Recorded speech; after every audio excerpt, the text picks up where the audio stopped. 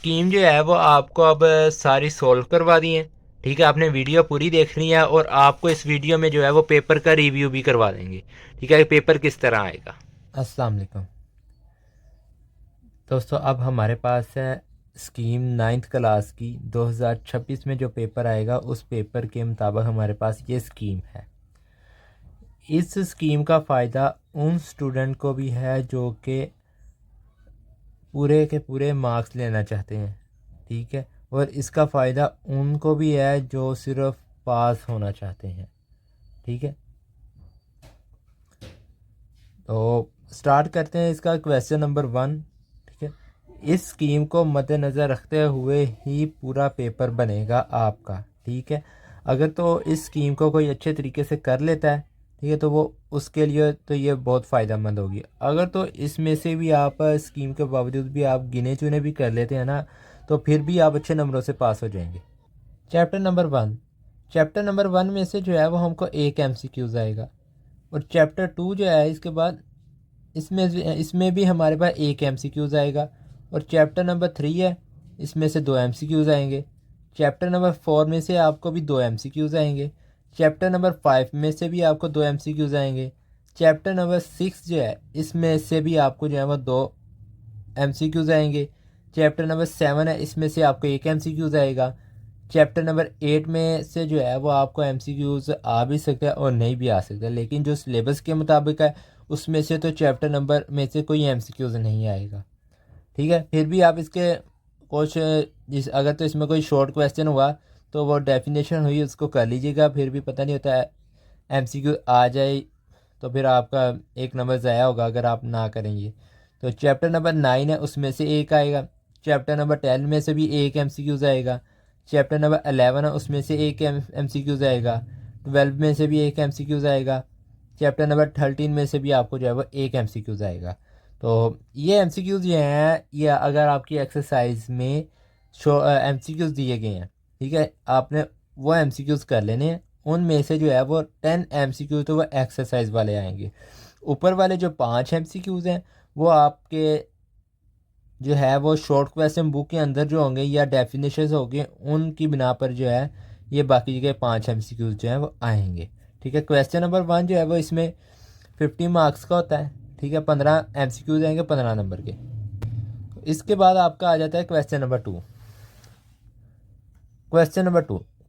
2 है हमारे पास short question का। इसमें हमारे पास 9 क्वेश्चन दिए गए होंगे। ठीक है, 9 में से आपने जो है वो 6 अटैम्प्ट करने हैं। तो इसमें हमारे पास इसमें इस तरह आएगा आपका कि इसमें हम एक सवाल होगा, उसके अंदर उसके 9 पार्ट हो गए। ठीक है, 9 पार्ट में से आपने जो है वो 6 जो है वो लाजमी अटैम्प्ट करने हैं। ठीक है, आपने ये नहीं करना कि दूसरे पार्ट का आपने एक सवाल उठा के पहले पार्ट में लिख देना है कि ये हमारे इसमें से 6 पूरे हो जाए। इस तरह नहीं, और फिर वो आपका गलत हो जाएगा। जो पार्ट है उसी पार्ट में से जो है वो आपने 6 अटैम्प्ट करने हैं।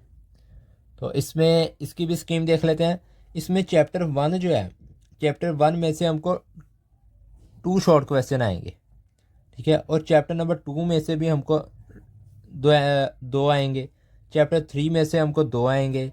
और चैप्टर 4 में से जो है वो इसमें से भी दो आएंगे। ठीक है, और चैप्टर नंबर 5 है, इसमें से जो है वो हमको सिर्फ एक शॉर्ट क्वेश्चन आएगा। ठीक है, बहुत से जो है वो टीचरों ने जो है वो स्कीम अपलोड की हुई है वो बता रहे हैं, बट वो स्कीम पहले थी। अब जो है वो इसकी स्कीम चेंज हो चुकी है। उन्होंने पहले 4 चैप्टर लगाए हैं, लेकिन अब 5 हो गए हैं। अब 5 में से सिर्फ एक आएगा। ठीक है, तो आपने इसका ख्याल रखना है।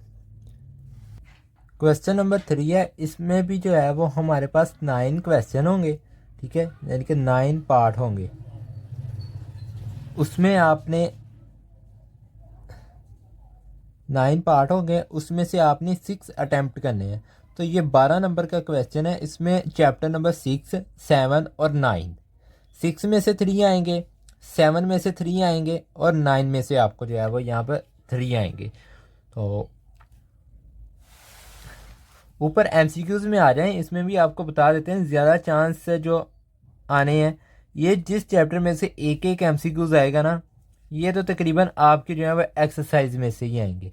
ठीक है, और जिन में से ये आएंगे, 2 MCQs आएंगे। ये इनमें से एक MCQs आपका जो है वो एक्सरसाइज से आएगा और एक MCQ जो है वो आपका बुक में से आएगा। ठीक है, ये आपने अच्छे तरीके से जो है वो रेडी कर लेना है। इसके बाद आ जाता है हमारा क्वेश्चन नंबर 4। क्या है वो हमारे पास जो चैप्टर शामिल है उनमें से एक चैप्टर तो हमारे पास 10 है, एक 11 है और एक 13 है, एक 12 है। ठीक है, यानी कि 12 13 कर लें या 13 12 कर लें।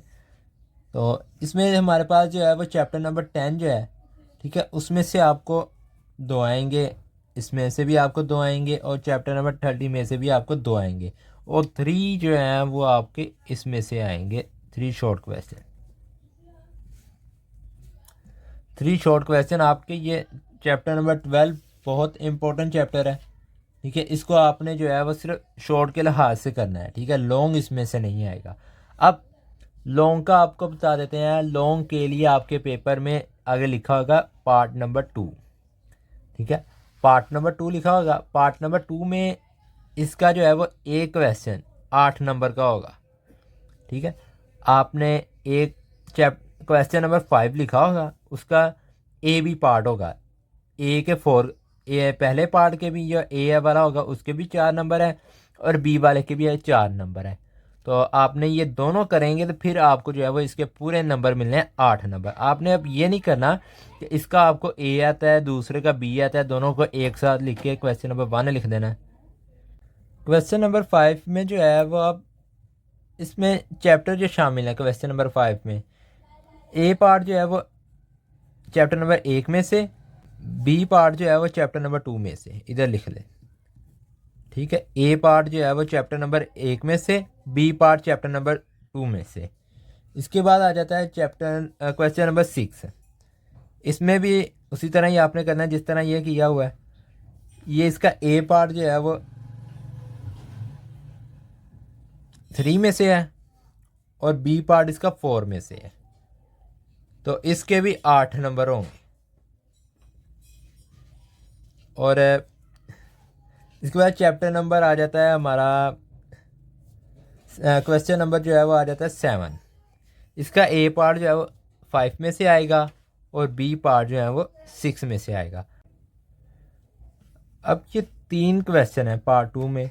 इन 3 में से जो है वो आपने करने कितने हैं, ये 2 क्वेश्चन जो है वो आप कर लें, ये 2 कोई से 2 करने हैं। ठीक है, अगर आप तीसरा कर भी लेते हैं उसको आपको जो है वो उसके नंबर नहीं मिलेंगे। तो ये 2 क्वेश्चन आपने इसमें से अटेम्प्ट करने हैं। इसके बाद आ जाता है पार्ट नंबर 3। ये भी लॉन्ग क्वेश्चन है। ठीक है, पार्ट नंबर 2 जो है वो भी लॉन्ग क्वेश्चन है और पार्ट 3 जो है ये भी लॉन्ग क्वेश्चन है। इसमें हमारे पास क्वेश्चन नंबर 8 है, 8 नंबर का होगा ये भी। इसका ए पार्ट जो है वो चैप्टर नंबर 7 या 10 में से और बी पार्ट आपका जो है वो चैप्टर नंबर 9 में से आएगा। ए पार्ट का कंफर्म नहीं है, 7 में से भी आ सकता है और 10 में से भी आ सकता है। ठीक है, तो आपने ये दोनों करने हैं, दोनों में से किसी में से भी आ सकता है। तो बी पार्ट जो है वो 1 में से ही आएगा चैप्टर 9, ये कंफर्म है इसका। और अब क्वेश्चन नंबर 9 है। क्वेश्चन नंबर 9 का जो ए पार्ट है वो चैप्टर नंबर 12 में से आएगा। ठीक है, और बी पार्ट जो है वो इसमें से आ जाएगा 11 में से या 13 में से। तो ये 2 आप जो है वो पार्ट 3 में जो है वो आपके ये शामिल होंगे। ठीक है, ये 2 क्वेश्चन आपके शामिल होंगे, इनमें से आपने एक अटैम्प्ट करना है।